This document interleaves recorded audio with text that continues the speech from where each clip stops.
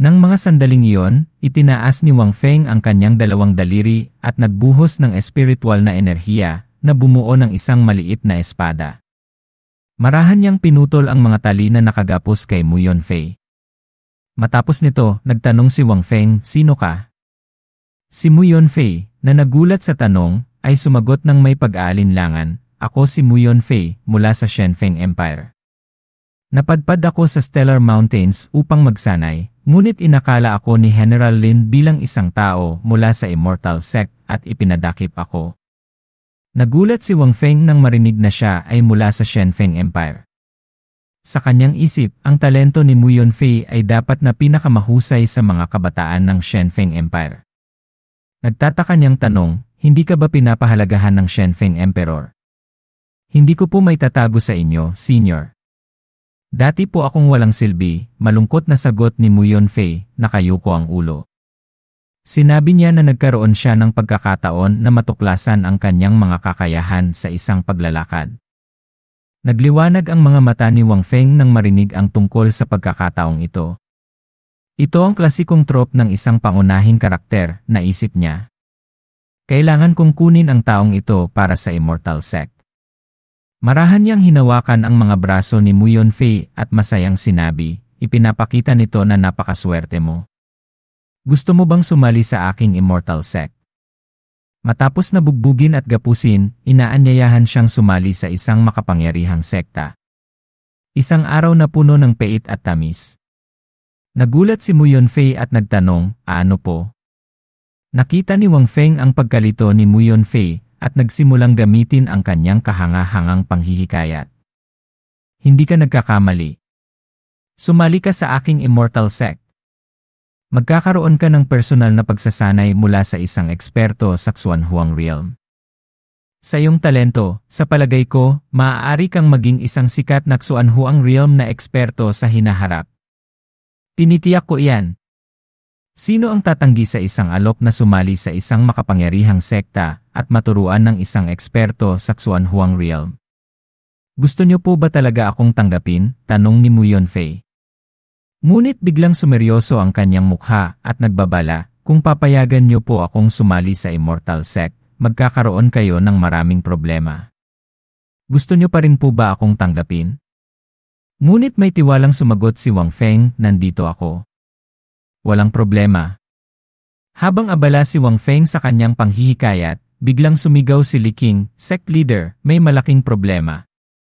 Sa laban sa ibaba, matapos tamaan ng atake ni Yan Shisan, sumugod si Lin Tianxiong at nagbuga ng apoy kay Yan Shisan.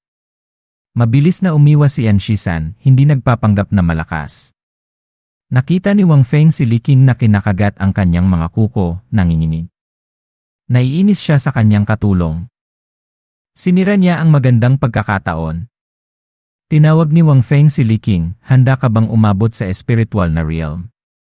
Nang marinig na maaari siyang umakyat sa espiritual na realm, niyakap ni Li Qing ang kanyang mga pisngi at sumagot, "Handa po ako."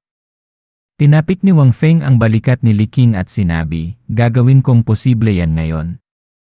Tumingin si Wang Feng kay Mu Yunfei, na pinagmamasdan ang laban sa ibaba at mumiti. Upang makuha ang disipulong ito, kailangan kong kumilos, naisip niya. Sa isang iglap, nawala si Wang Feng sa harap ni Li Qing. Naramdaman ni Lin Tianxiong ang isang kakilakilabot na enerhiya sa kanyang tabi at tumingin ng may matalim na mata. "Ikaw ba ang pumatay sa anak ko, Wang Feng?" Hindi sumagot si Wang Feng at lumutang lamang sa hangin. Nagbuga ng apoy si Lin Tianxiong. Itinaas ni Wang Feng ang kanyang kamay at ginamit ang Brilliant Light Sword Domain at Bright Muon Art. Pinagsama ang mga ito upang lumikha ng isang napakalaking espada ng espiritual na yelo.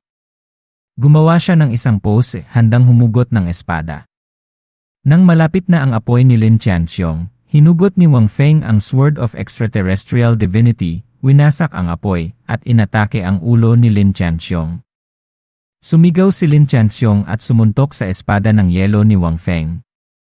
Nagulat siya nang makita na ang espada ng yelo ay nag-umpisang mabasag. Umatras si Wang Feng.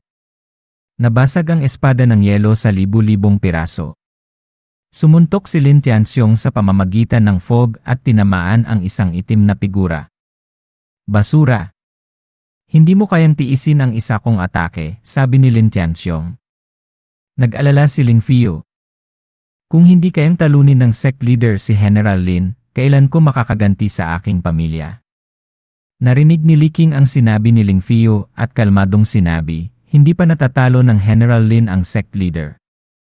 Hindi mo pa ba napapansin kung ano ang kulang sa iyong paligid? Lito, tumingin si Ling Fiyu sa kanyang paligid. Sa laban, nagsimulang mawala ang fog sa paligid ni Lin Tianxiong, inilalantad ang kanyang nakakatakot na mukha. Hindi ka nasugatan sa aking killing flame fist. Nakatingin sa kanya si Wang Feng at inalis ang fog. Hindi ako ang tinamaan ng iyong killing flame fist, kundi ang aking disipulo, si Li Qing. Nakahiga si Li Qing sa lupa, nang hihina. Lumulutang ang isang asul na espiritual na enerhiya mula sa kanyang dibdib. Salamat sa mataas na eksperto sa Xuanhuang realm na ito sa pagpapabuti sa aking disipulo, sabi ni Wang Feng. Ang maliit na espiritual na enerhiya ay nagiging isang higanting asul na pawikan na bumabalot sa buong katawan ni Li Qing. Tumulog ang sistema, nagising ni disipulo Li Qing ang Xuanling Turtle Divine Body, pumasok sa espiritual na realm.